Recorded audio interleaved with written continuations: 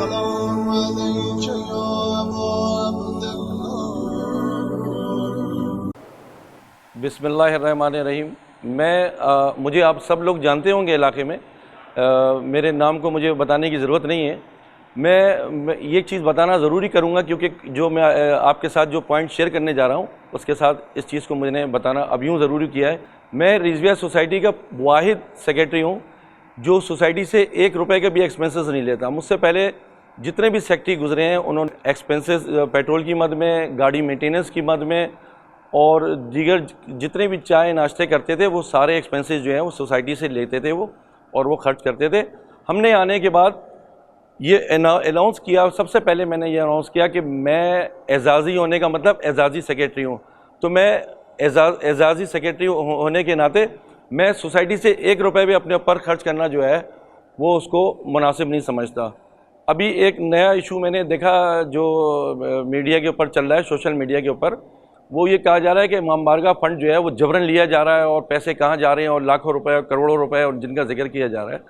तो मैं आप लोगों को बताना चाहता हूँ, बहुत सारे लोग जानते हैं लेकिन वो लोग जो शर्अंगेज़ी कर रहे हैं उनकी मैं नॉलेज में लाना चाहता हूँ। बाकी हमारे मेम्बरान जो हैं इस रिजविया फ़ेज़ 1 के फ़ेज़ 2 के जो मेम्बरान हैं वो इन तमाम चीज़ों को जानते हैं, क्योंकि ये जो फ़ंड जो लगाया गया था ये कोई जबरन फ़ंड नहीं है, ये जलसा आम से अप्रूव है। ये इससे पिछली जो इंतज़ामिया जितनी भी गुजरी हैं वो सारे ये फंड्स लेती थी। हाँ, हमारे आने के बाद सिर्फ चेंज ये हुई, हमने अपने एजेंडे में अपने मेम्बरान से प्रॉमिस किया था कि हम आने के बाद इस जबरी फ़ंड को ख़त्म करेंगे।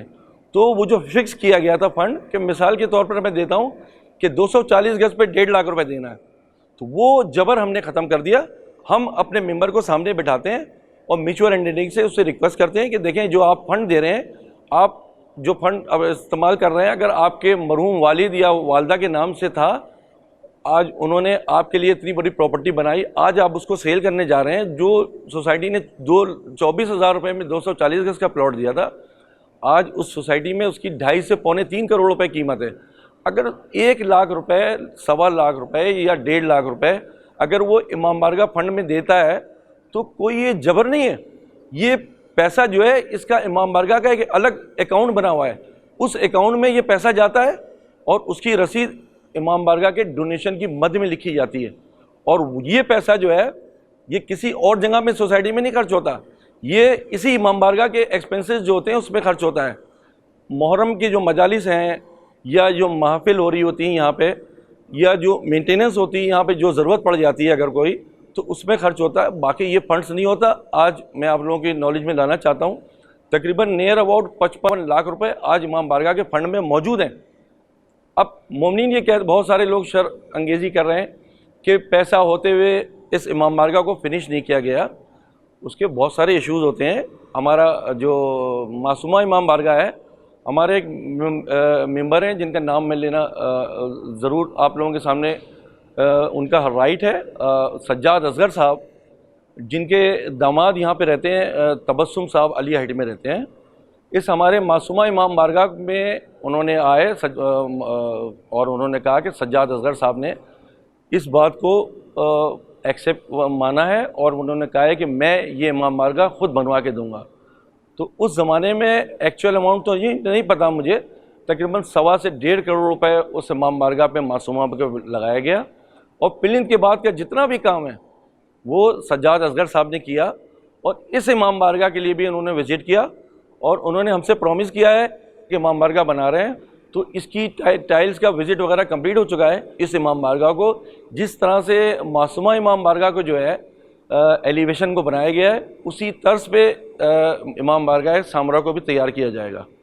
तो मैं ये पॉइंट आप लोगों को यूँ बता रहा हूँ। बाकी रह ये गया कि मुख्तलिफ़ किस्म के इल्ज़ामात लगाए जाते हैं, ये सख्त गुनाह है। अगर कि मैंने पहले भी कहा है कि मैं रिजविया सोसाइटी में एज ए सेक्रेटरी सोसाइटी हर इतवार को सुबह 12 बजे से लेके शाम 5 बजे तकरीबन हर इतवार को बैठता हूँ, लोगों के मसाइल सुनता हूँ। अगर किसी के पास कोई प्रूफ हैं या कोई मसाइल हैं तो वो सोसाइटी ऑफिस में लाके सबमिट कर सकता है। मैंने अपनी ऑडियो क्लिप पहले भी सोशल मीडिया पे डाली थी, कोई आदमी नहीं आया, लेकिन शर कर रहा है, वो इस सोसाइटी का माहौल ख़राब कर रहा है। मेरी दरख्वास्त है यहाँ रहने वालों से कि वो देखें पिछले 1 साल पहले उसकी सोसाइटी और आज की सोसाइटी।